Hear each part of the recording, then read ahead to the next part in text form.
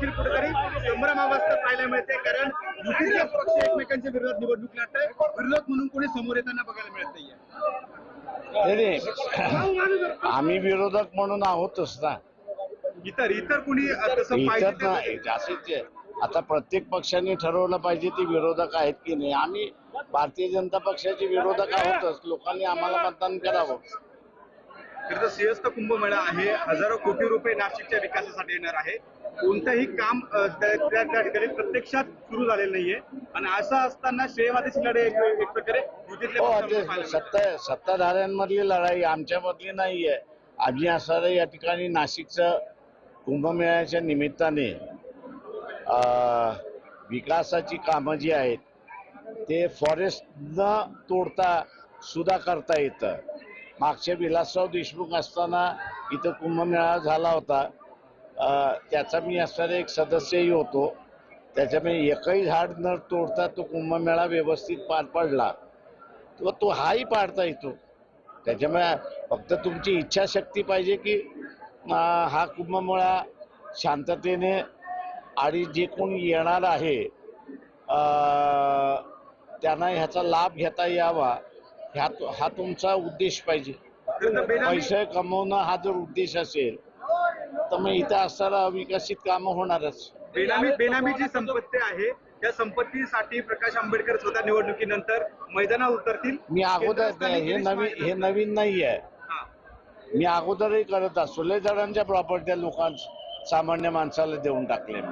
बदलापूरचा पण एक विषय आहे की तिथे एका उमेदवाराला जो तिथला गुन्हेगार आहे त्याला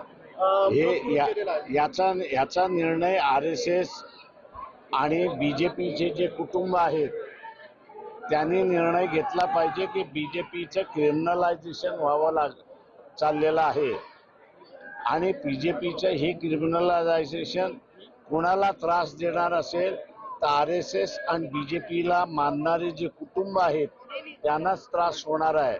त्याच्यामुळे या कुटुंबाने आपण ह्या महानगरपालिकेमध्ये BJPला मतदान द्यायचं का याचा त्यांनी विचार केला पाहिजे. अनेक पक्षांमध्ये गुंडांना देखील तिकीट देण्यात आलेले आहे. असे गुंडांना तिकीट दिल्या जातात पण भारतीय जनता पक्षामध्ये हे कल्चर नव्हतं.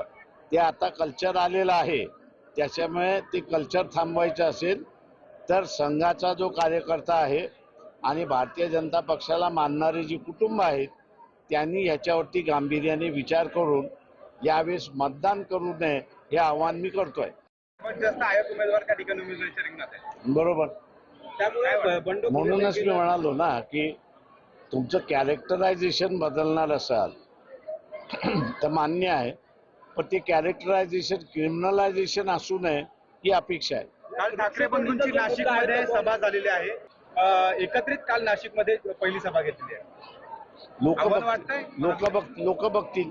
थँक्यू. मोठ्या प्रमाणात कुंभमेळ्याच्या पार्श्वभूमीवर अनेक झाडांची कत्तली होताना आपण पाहिले. याच्याकडे लोकांनी बघितलं पाहिजे. सामान्य मतदारांनी बघितलं पाहिजे. नाशिक हे जे उन्हाळ्यामध्ये सुद्धा थंड असतं त्याचं सगळ्यात कारण असणारं जे आहे ते मल्टी फॉरेस्ट आहे. मोनो फॉरेस्ट नाशिकमध्ये नाही. ते मल्टी फॉरेस्ट असल्यामुळे नाशिकमधलं उन्हाळ्यातलं टेम्परेचर सुद्धा हे बेरेबल राहतं अशी असणारी परिस्थिती आहे. आता हे ठेवायचं असेल तर महानगरपालिकेतली सत्ता हे झाड तोडणाऱ्यांच्या हातामध्ये देणार नाहीत आणि महाजन सारख्या माणसाच्या हातामध्ये देणार नाहीत अशी अपेक्षा मी धरतो. एकत्रित लढतायत, मोठ्या वाटाघाटी झाल्यात, मात्र वंचित दिसले नाही स्वतंत्र आमच्याकडून पळून घेण्यासाठी. आता सांगत नाही पण जे मार्ग वापरता येतील ते सगळे मार्ग वापरले गेलेले. आपले उमेदवार पळवले ते आमचे उमेदवारही पळवले पण BJP ज्यांच्या बरोबर बसणार नव्हती पहिल्यांदा एकनाथ शिंदे आणि यांच्या आता असणारं ह्या महानगरपालिकेमध्ये एकनाथ शिंदे आणि अजित पवार एकनाथ शिंदे आणि अजित पवार दोघंही एकत्र लढतात आहेत. म्हणजे वेळ्या भोपळ्यावाले एकत्र लढतात आहेत अशी परिस्थिती आहे. मतदानाचा अधिकार त्यांना बजावावा लागणार आहे.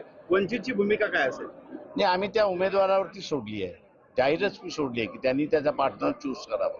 अध्यक्ष म्हणून आपण कार्यकर्त्यांना त्या ठिकाणी आता मार्गदर्शन केलं. पदाधिकाऱ्यांना काय मंत्र दिलाय? कारण अनेक ठिकाणी बैठका देखील आपल्या काही पदाधिकाऱ्यांच्या बैठका चाललेल्या आहेत आणि ते उमेदवार निवडून कशी येतील ते पाहतात.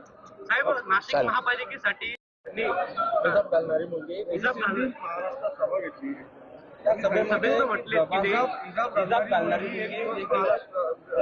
आज प्रश्न असा आहे, त्यांनी धर्म सांगितलं का त्या हिजाब घालणाऱ्या मुलीचा काय असणार आहे?